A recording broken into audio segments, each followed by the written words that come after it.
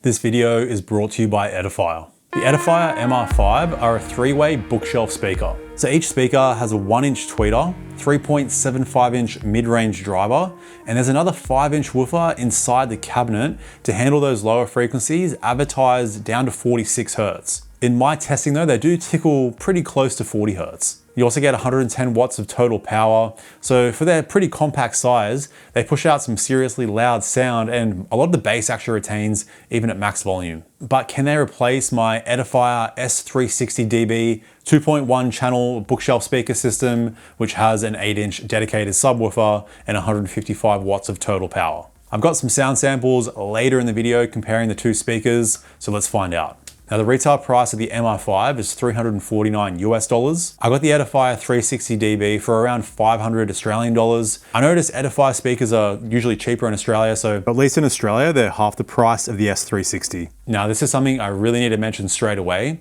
If you're using the Edifier MR5 as desktop speakers, or you have them placed pretty close to a wall, you need to change some settings, otherwise the bass is a muddy mess. Now you do have some dials in the back of the speaker, which allows you to adjust treble and bass. Treble at 10 kilohertz and above, bass 125 hertz and below. And that's plus or minus 6 decibels. You also get a solid 9-band EQ in the Edifier Connects app. This is my go-to EQ if you want to try it out. I'm mainly just boosting the mids, upper mids and treble, as well as dialing down the mid bass. You also get 2 EQ presets, a monitor mode and a music mode, which you can change in the app, or you can also just push in the volume knob and that'll switch between the 2 EQ presets and your custom EQ. But it's the acoustic tuning that allows these speakers to sound somewhat decent if you're using them on a desk or near a wall. So you get some very useful settings here. So you're able to change the low cutoff and slope, which I just left as a default setting. The acoustic space by default is set at 0, which is going to work better if the speakers are pretty far away from a wall. So I just put it on -2 decibels, which is going to be better if you're using them closer to a wall. And this does help reduce that bloated mid bass, but you just turn on that desktop control toggle and this really cleans up the bass. So I believe this is dialing down the 200 Hertz range, which becomes bloated from those 5-inch woofers vibrating on your desk. So after changing all these settings, the speaker just sounds completely different. The bass is much cleaner. And the overall sound is very impressive. Now Edifier does advertise it's a flat response. I mean, this really depends on where you have the speakers placed. Even then, I don't really like a flat response, at least for listening to music. I like having a little bit of a nicer treble response. I want it to be a bit more crisp, which is why I changed that in the EQ and just dial it up slightly. So starting with the bass here, those 5-inch woofers do push out some pretty impressive bass. Again, it's going to come down to how you EQ the speakers. You can make it a lot cleaner, but even when you go close to max volume, like on the last 2 clicks towards max volume, the bass doesn't increase relative to the decibels, just to reduce distortion, I believe, which is completely fair. These aren't a massive bookshelf speaker, but definitely worthy of the 110 watts of power that they push out. So these will obviously work fine at a desk setup, even like with a record player or like on a TV. If you want to have a pretty immersive movie experience, you will get it out of these speakers. Just keep in mind, you're not going to get subwoofer like deep bass. Like you just don't expect that. Now in terms of the actual quality of the bass, it's definitely not the punchiest bass response. I mean, with all 3 speakers being quite close together with this unique 3-way setup, I feel like Edifier can only make the bass so clean. So the mid bass is definitely a standout. Once dialed down, it's not too bloated or over the top. And the bass does go as low as 40 Hertz in my test, but you're not getting subwoofer type bass here. So even after all the EQ adjustments and toggles and whatnot, the bass can still get bloated at times. It kind of depends on the song you're listening to. This may just be in the nature of the 3-way setup. But I really like the treble response here. After my slight EQ adjustment,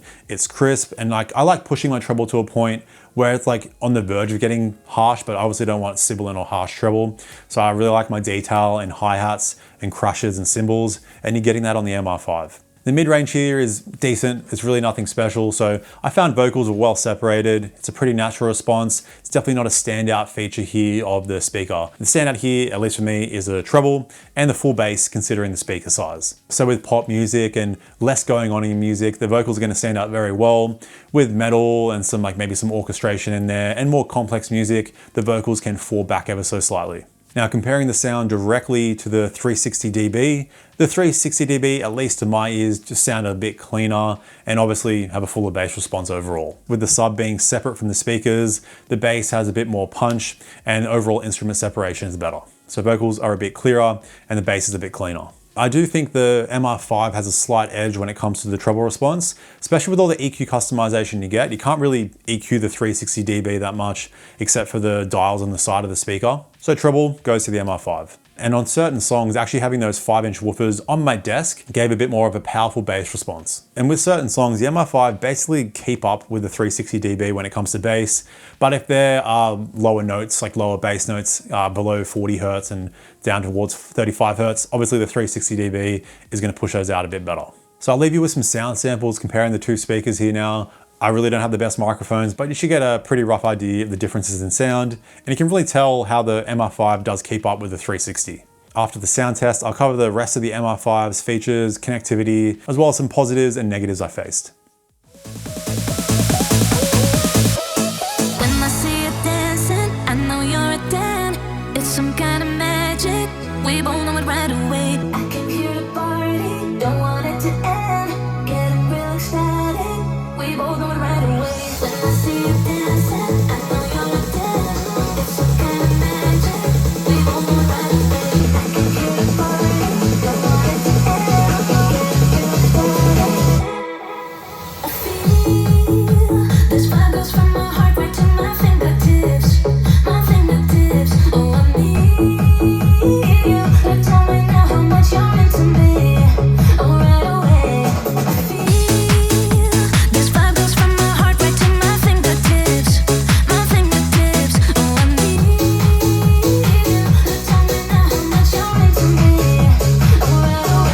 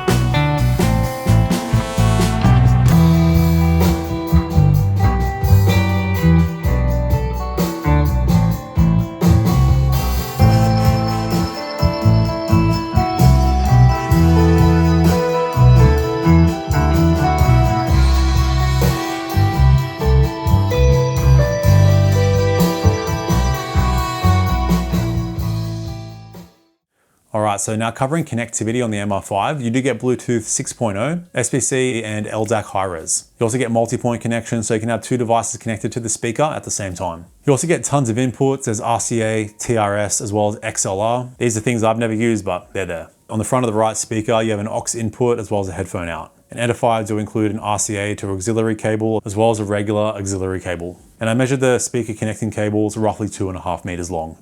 Next is build quality and size. So you can get these bad boys in black or white. Each speaker is 160 millimeters by 264 by 260. So front on, it only looks slightly larger than the 360DB speakers, but the MR5 cabinet is a lot deeper. So keep in mind, they're gonna take up a bit of room on your desk. So if you don't have the deepest desk, they might be a little bit too close to you. Now the build quality for the price is okay. Definitely doesn't look or feel as nice as a 360DB's wood finish on the bookshelf speakers, but it's built well and has a clean look. Now, some negatives I faced with the MR5 is all of the sound customization knobs being on the back of the speaker means it's a bit tedious to adjust the sound. I guess I've gotten used to the 360 controls being on the right bookshelf speaker, but a lot of the customization you can do in the app anyway. And you also don't get a remote included, which makes it a bit easier on the 360DB, switching between inputs. There's also no option to connect a sub to the MR5. And to answer my question at the start of the video, can the MR5 replace the 2.1 setup with a sub? Well, it really depends. Like, you obviously, like I said, you can see throughout the video, you're not getting that deep of bass, but considering the size of the MR5, I don't think a speaker exists that with bass that's gonna hit this low and be this powerful at high volumes, because you're probably gonna have to be venturing for a speaker size with a woofer of at least 5.5 inches or more to get bass notes as deep as 46 Hertz. But I think Edifier has struck a great balance here of providing you with a powerful sound. You get deepish bass, but in a very compact size. So combine the form factor and powerful sound with the pretty outstanding EQ customization. I've never seen customization like this, at least with a speaker at this price. You can really get them sounding great, no matter the listening environment you're in. And at least now, I think there's no other speaker like it. So good stuff, Edifier. But for more on Edifier, be sure to check out this video right here. Thanks a lot for tuning in, stay picky, and I'll see you in the next one. Bye now.